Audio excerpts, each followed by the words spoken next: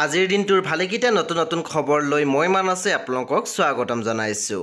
বলকেইটা আগবাঢ়িছোঁ আজিৰ দিনটোৰ বিভিন্ন খবৰসমূহলৈ। আজি জনপ্ৰিয় কণ্ঠশিল্পী গীতালি দেৱী আৰু সুমিত সাগৰৰ প্ৰথম বিবাহবাৰ্ষিকী হয়। মোৰ চেনেলৰ ফালৰ পৰা গীতালি দেৱী আৰু সুমিত সাগৰলৈ বিবাহবাৰ্ষিকীৰ বহুত শুভেচ্ছা জ্ঞাপন কৰিছোঁ। আজি ছ'চিয়েল মিডিয়াত গীতালি দেৱী আৰু সুমিত সাগৰে ইজনে আনজনক শুভেচ্ছা বাণীও জ্ঞাপন কৰিছে। এতিয়া আগবাঢ়িছোঁ পৰৱৰ্তী খবৰলৈ। এয়া বৰ্তমান স্ক্ৰীণৰ অভিনেত্ৰী সুৰভি দাস। আমি দেখিবলৈ পাইছোঁ এখন বিবাহ অনুষ্ঠানত উপস্থিত আছিল সুৰভি দাস। পাঞ্জাবী বিবাহখনত উপস্থিত আছিল অভিনেত্ৰী সুৰভি দাস আৰু লগতে আমি দেখিবলৈ পাইছোঁ সৌৰভো উপস্থিত আছিল। বাৰু আপোনালোকৰ মাজত কোনে কোনে অভিনেত্ৰী সুৰভি দাসৰ হিন্দী ধাৰাবাহিকসমূহ চাই আছে মোক জনাবলৈ নাপাহৰিব। এতিয়া আগবাঢ়িছোঁ পৰৱৰ্তী খবৰলৈ।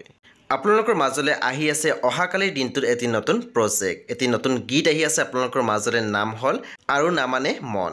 এই গীতটি আপোনালোকৰ মাজলৈ আহি আছে অহাকালিৰ দিনটোত। এতিয়া আগবাঢ়িছোঁ পৰৱৰ্তী খবৰলৈ। নলবাৰীৰ ৰাস মহোৎসৱত অনুষ্ঠিত ভ্ৰাম্যমাণ থিয়েটাৰ নাট প্ৰতিযোগিতাত 2023-24 নাট্যবৰ্ষৰ শ্ৰেষ্ঠ অভিনেতা বঁটা লাভ কৰিবলৈ সক্ষম হৈছে উৎপল দাসে। মোৰ চেনেলৰ ফালৰ পৰা উৎপল দাসলৈ বহুত শুভেচ্ছা জ্ঞাপন কৰিছোঁ। এতিয়া আগবাঢ়িছোঁ পৰৱৰ্তী খবৰলৈ।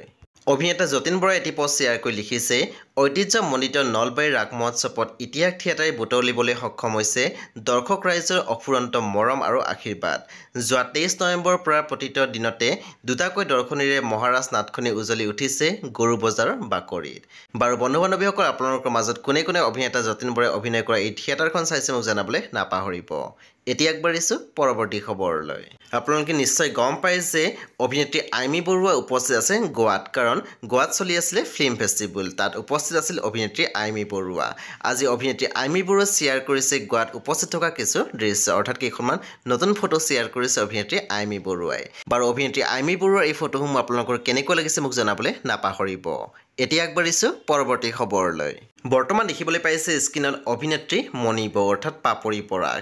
আমি দেখিবলৈ পাইছোঁ এইবেলি বহুকেইখন ৰাস মহোৎসৱত ভাগ লৈছিলে পাপৰি বৰাই।